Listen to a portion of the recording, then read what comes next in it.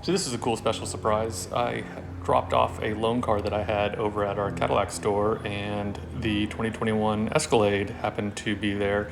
One of the folks from the factory over in Arlington down the road came by and dropped it off for a few customers to take a peek at. So I was lucky enough to be there at the right place at the right time.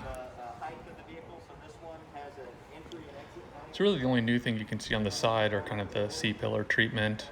Other than that, the tail lights and the front end is obviously new, but overall the side doesn't really look too terribly different than the previous generation. A couple neat features here. You can see on the door handles, they don't actually open anymore. They kind of have a touch-sensitive little panel in there like the Corvettes do, so they're actually fixed in place.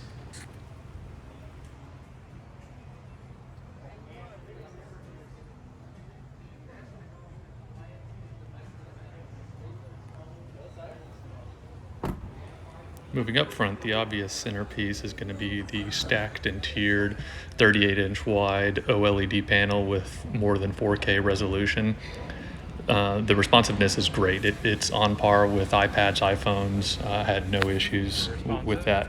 Another cool thing is the HVAC controls are all hard buttons now, and they have these cool little animations to them as you flip through the settings, which I thought was really neat.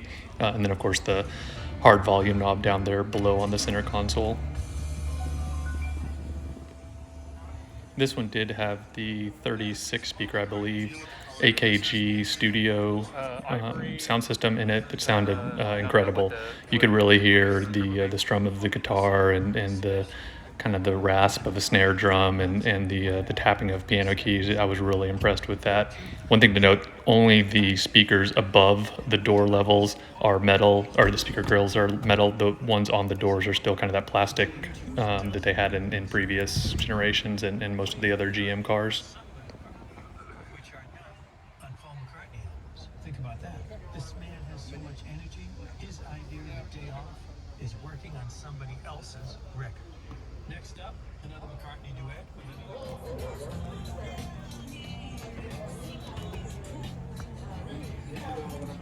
So I could not find the control or the release to slide the seat back, which I thought was interesting.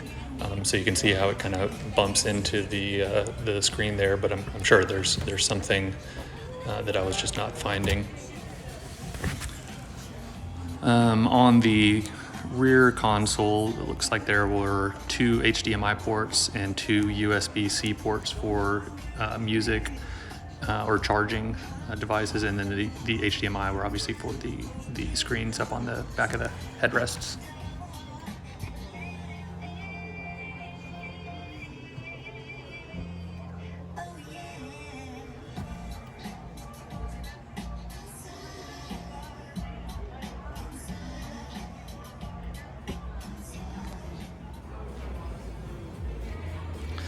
Stepping into the driver's seat, I think the coolest feature is going to be the augmented reality driving feature. You can see right there that it's displaying the front-facing camera.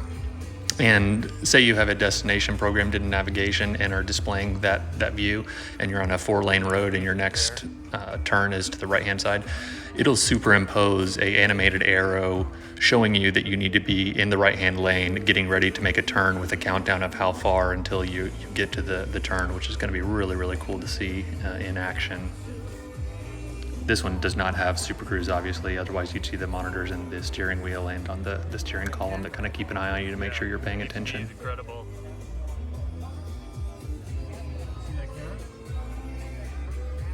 So this was a pre-production unit, so everything may not be totally finalized, but I'm pretty sure this is the light wheat interior with the zebra wood trim. Overall, I really like the sport package and kind of what it changes over the standard package, and I do like the changes to the front end.